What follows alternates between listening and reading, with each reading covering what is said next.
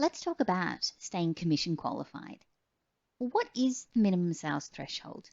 This is the PV required to stay qualified for commissions. So at the very beginning of your business, it's 200 PV to activate your business, and then every cycle thereafter, you need 100 PV of product every 4 weeks to stay commission qualified.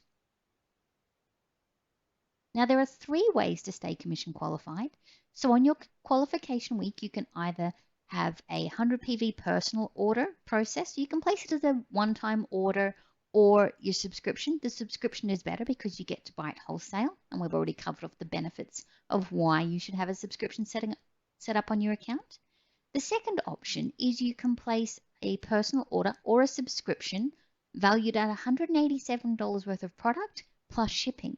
This is known as dollar qualification. And the third way to stay commission qualified is instead of you placing an order, your customers can place a total of 100 PV in orders as long as they are placed on your commission qualification week between Saturday and Friday. Any customer PV used to qualify your account will not pay you commission though, as that PV is being used to qualify your account.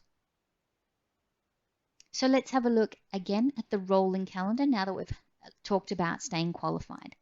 So you need to sell or personally purchase the minimum sales threshold during your color week each cycle to stay commission qualified. Remember, the rolling calendar operates on a 28-day cycle, so your subscription will not process on the same date each month. Instead, every 4 weeks on a Saturday of your colored week.